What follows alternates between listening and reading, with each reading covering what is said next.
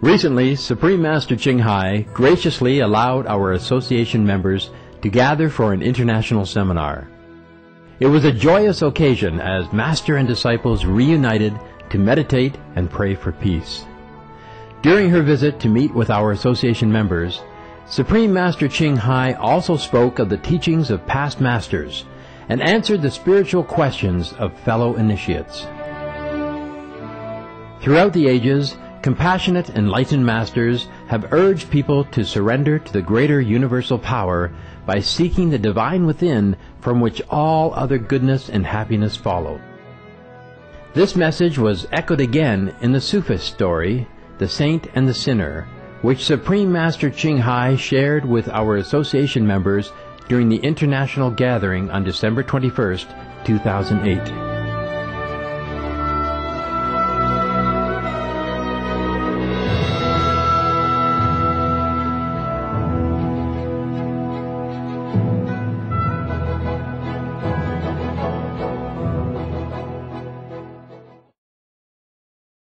It was a book from Idris Shah. What means Shah? Huh? He means king. This is a story from, I think, from Iran. Huh? I like Sufi story very much because they have a lot of story.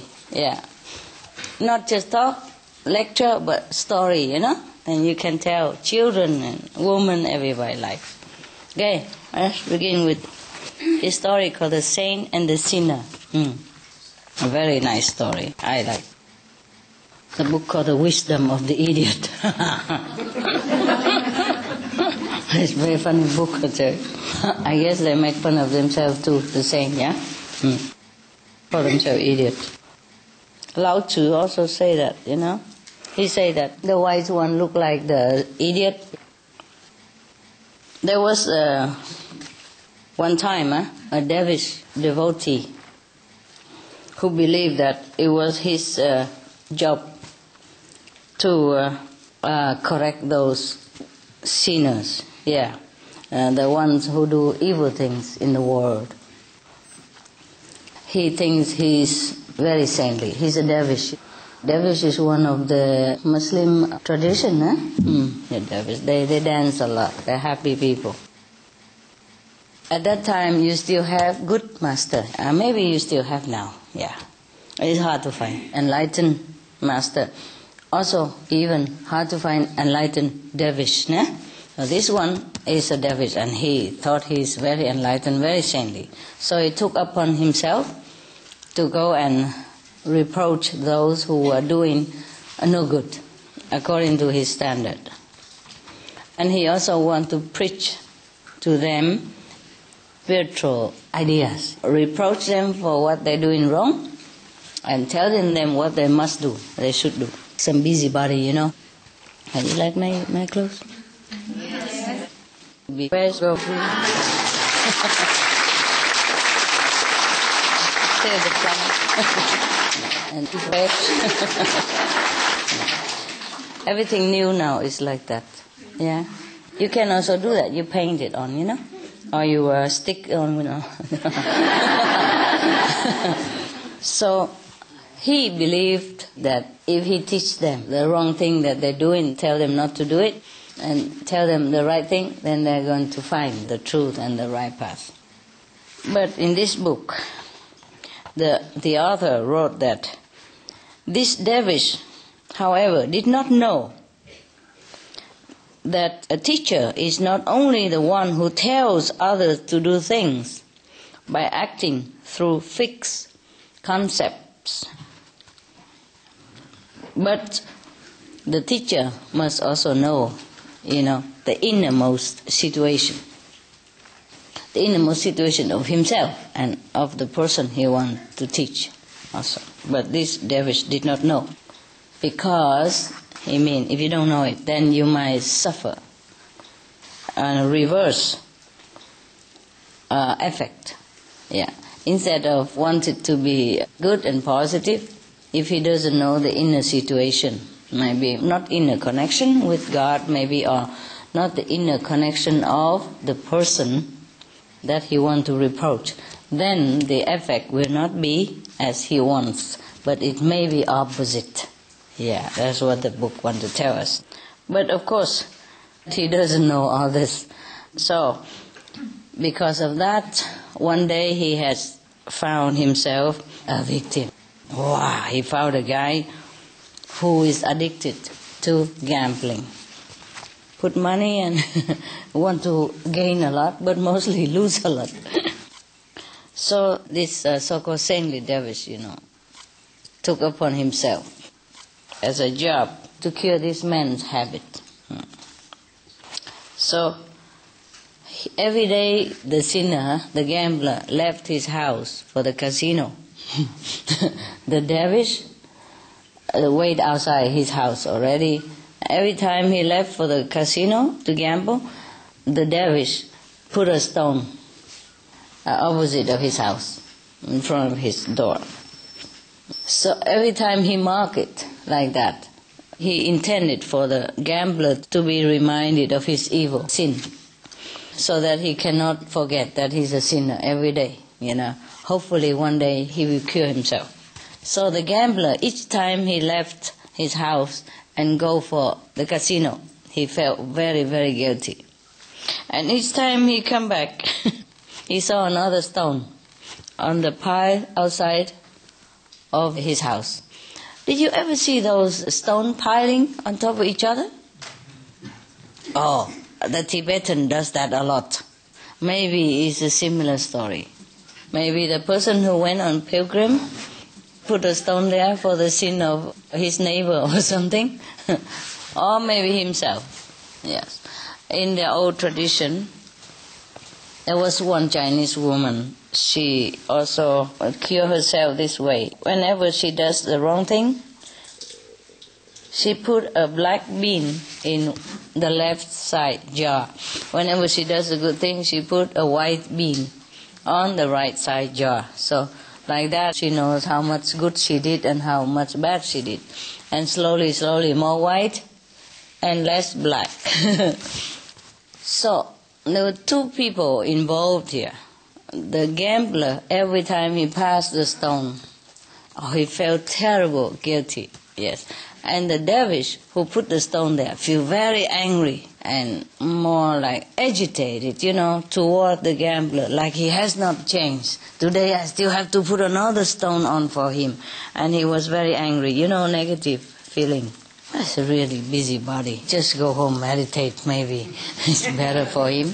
But no, he wait in front of the house all day so that he can see the man come and go, because the man doesn't always go at a regular time, I don't think. Gambling is not like a job, is it? Not like you go from 8 o'clock, you go back at 5. No. So the dervish must have been like standing in front of this guy's house or sit in front of his house all day, waiting until he gone, waiting until he come back. Therefore, of course, he's angry too. Sitting in the cold like this, waiting outside. Not only he feel angry with the gambler, but he also feel a sense of pleasure, because he's recording somebody else's sin. Feeling that he's so good, so holy, and that person so sinful, and he's doing a righteous job, recording somebody else's sinful act. And he feel pleasure as well. Angry at that gambler, but feel good about himself, proud. Now this stone business going on for 20 years. Both of them are very, very persistent. One is very persistent in gambling. And the other one persistent in recording the gambling habit. If only you guys are so persistent like that, you become Buddha in no time. Now, the gambler, every time he passed the stones, he thought about himself. He thought about that how he should change, his habit, change his life, and he should become better, But he think to himself, he's such a guilty person, he's so bad, he wouldn't even understand goodness. He wished he could understand goodness. And then he feel that the holy person there, how he's so good in working for his redemption, for his sin. And he always thinking, wouldn't it be better?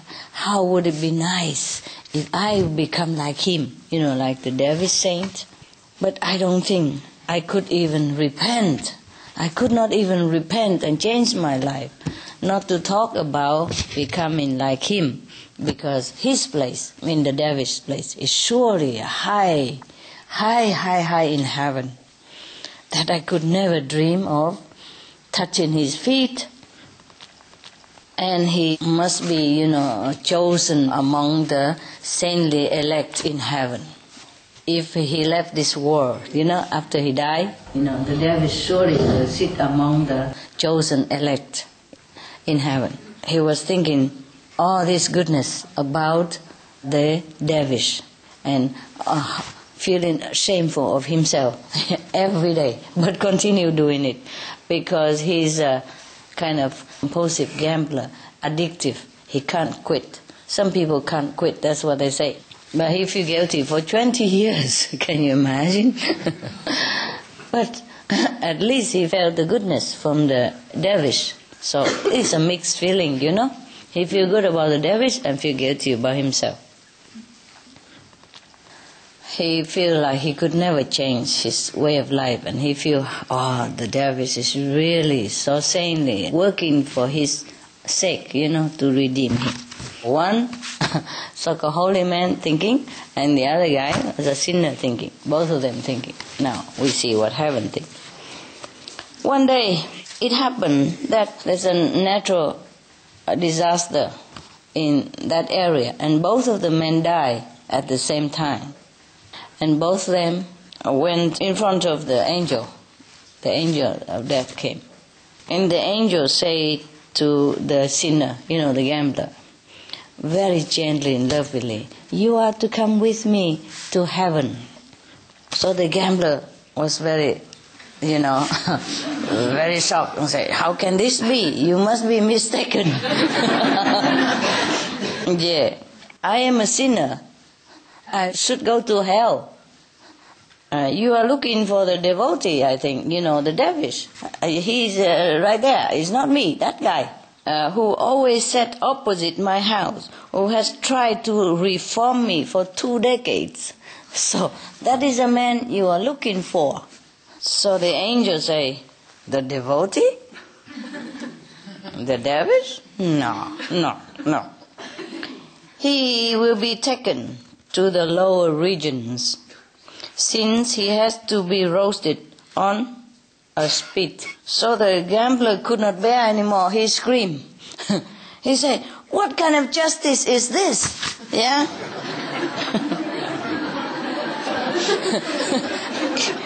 He forget his own, destiny. He said, you must have gotten the instruction wrong. It's the opposite. So the angel say, no, not like that, not so. Yeah. I shall explain to you now. It is thus. The devotee has been indulging himself for 20 years with feeling of superiority and merit. Now it is his turn to redress the balance. He really put those stones on that pile for himself, not for you. What mean for himself? To feel proud, to have something to do because he has nothing to do. And the gambler still beside himself asking, but what have I done to earn the reward of heaven? So the angels say, you are to be rewarded because every time you pass the dervish, your thought first of goodness and secondly of the dervish. It is goodness, not man, which is rewarding you for your fidelity.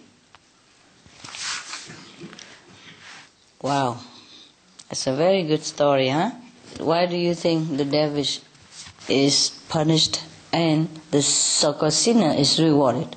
Because the dervish was focusing on something negative, but the gambler was actually focusing on something positive inside. That's right. That's right.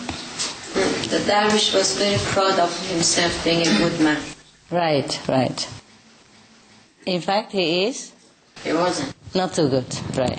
Sitting in front of his house all the day just to focus on the negative things. So, this is why we have the three monkeys. No look, no talk, no hear. Yes, that's why Bible also says, judge not, so that you shall not be judged. Yeah, whatever we think, so shall we get, huh? That is a problem. So now, it is also very bad of the gambler as well. If he is not gambling, then the dervish wouldn't have to focus on that bad quality of him. But this is not a very high judgment, mind you, okay? This is probably just the law of karma, or maybe the astral region, heaven, and astral region, hell only. If the guy is not gambling for 20 years, or turn around and change his bad habit, then the dervish would have been less focused on the negativity. Yes. It's also good also that he has been corrected, because he took upon himself as a job to go and reproaching people. If the gambler wasn't there, he probably would go and looking for somebody else who does something else, drinking alcohol, or maybe some womanizer or whatever that might be, huh? Yes. Wasn't his motive was so bad to make him elevate himself by putting down the other? Isn't that what was so wrong about what he was doing? Perhaps so also. Perhaps the thing is that he wasn't well practicing himself. Yes. And being a dervish, he should focus more on his own development first before he can correct somebody else. That is why we have the diary for you, spiritual diary. Check yourself every day and not checking anybody else. We never know how much we progress yet. We never know how pure we are, so we can't even judge somebody else. Maybe he tried to put down others because in fact he's not that good. A good person wouldn't sit in front of somebody else's house and nose into his business, no matter how bad, how good. And keep doing this kind of thing. He feels himself superior.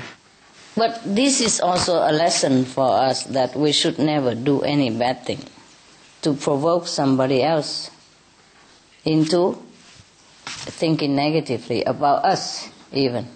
That's why we must keep the 5 precepts, so that we will not be the cause of somebody else's trouble or bad karma. See? Even though maybe haven't judged this correctly about the dervish. But if suppose in the whole vicinity of the dervish town there's nobody who does any sinful thing, then the dervish would have no chance to commit this kind of judgmental attitude or sin, or the act of judging other people. Even though he has this kind of character within him, but if there's no sinner around, no negative things happening, then he wouldn't be focused on it. And maybe he has more chance to focus within himself. Nevertheless, that is not a good excuse either for the dervish who's supposed to look inward and not look outward. But maybe we can make a good excuse for this dervish, maybe because at that time he was just a dervish by name. Just like people register to become Christian or Buddhist, but they don't even practice anything. The teaching of the Christian, they don't even know it. They don't even read the Bible. So they don't know even the Bible tells us not to eat meat. Be you not among the meat eater and the wine drinker even. Not among the people, not to talk about that we eat meat and drink wine ourselves.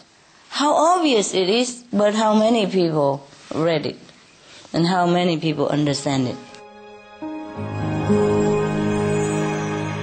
vegetarianism, and religion.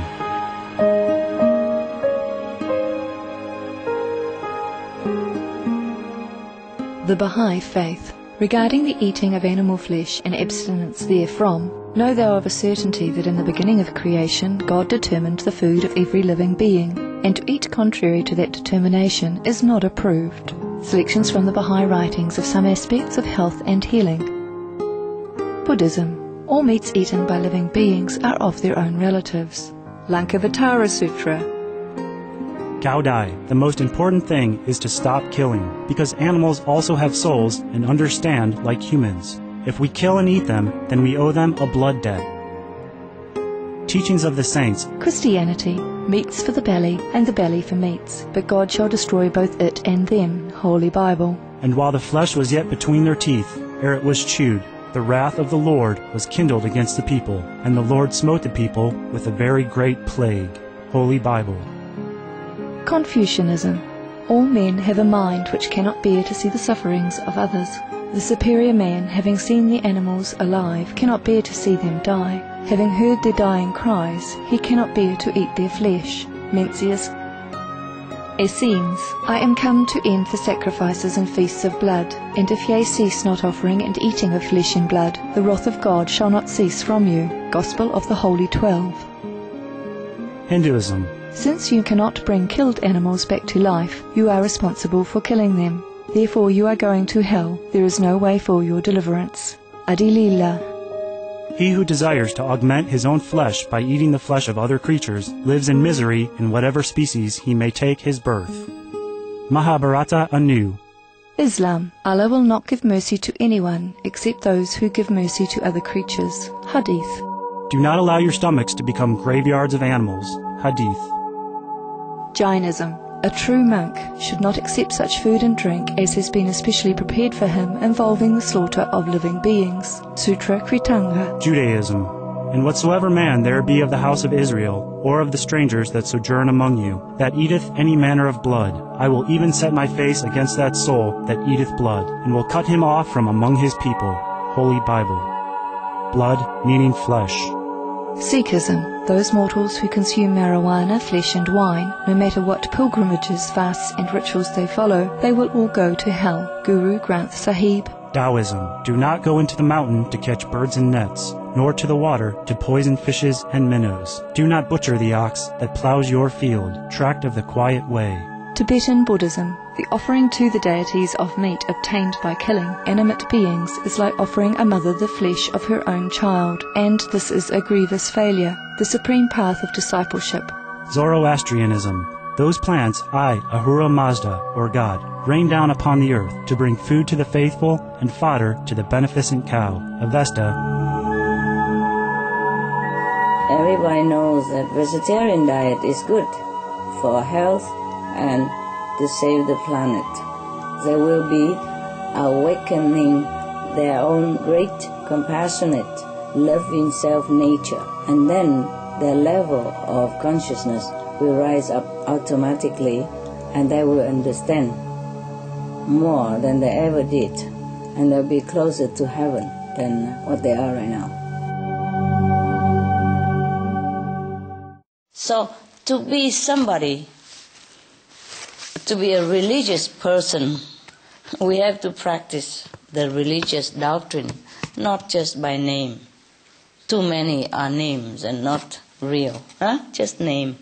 So the master here who told this story, I want to illustrate that even if you call yourself a dervish, but if you don't practice the teaching of the dervish, then it's no use. You even earn yourself hell. Yeah? Because maybe you just read the dervish teaching. You don't gamble, you don't drink wine, you don't do that, you don't do this. Oh, you just read it. And then you go out and check. Whoever drink, whoever gamble, oh, this is terrible, this is atheist, this is bad, so we have to correct them. We have to judge them, we have to criticize them, something like that. This is no good. Yeah. So now we know already that we should not focus on anybody's shortcomings, even if it's true or not. Because sometimes they doing bad thing outside, but inside they are repenting, yeah, and always humble themselves. At least they cannot curb their compulsive tendency, but at least they are humble, yeah, and they remember God and repenting every day for what they're doing, yeah, repenting, do it again, but repent again. At least always focus on God or on goodness, yeah. To repent, because if you repent, means you think of God, right? You think of the goodness side, yeah. There was a joke about a bus driver and a priest. A bus driver and a priest died at the same time and went to the pearly gate. And St. Peter gave the bus driver very big, beautiful house with the UFO to run around and everything, swimming pool and a lot. And he gave the priest just a small wood cabin. No facility, not much. So the priest would say, but it must be a mistake. I should be the one given the big mansion and all the facilities. He is just a bus driver. I am the servant of the Lord. Yeah, I dedicate all my life, yeah, my youth, everything in my life, I dedicate the whole lifetime to serve the Lord. How come you give me such a small little wood house and the bus driver such a big mansion with UFO to fly around back to Earth to visit even? Just a joke. I'm not sure if they have UFO up there. I'm not sure if they even need UFO. Okay. So now, St. Peter said, yeah, you are the priest, but every time you preach a sermon in the church, everybody went to sleep. And whenever the bus driver drive his bus, everybody pray.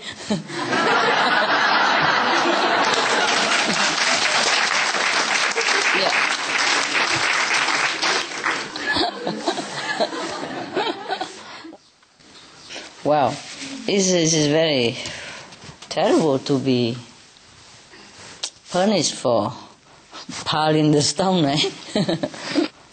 Can you imagine the bricks layers? What he get? So many bricks, so many houses. Just joking, huh? You know, right? It's a motive. It's important, eh? It's not just your action even, yeah. Wow, it is something to think about, huh? It's a very good story, yeah.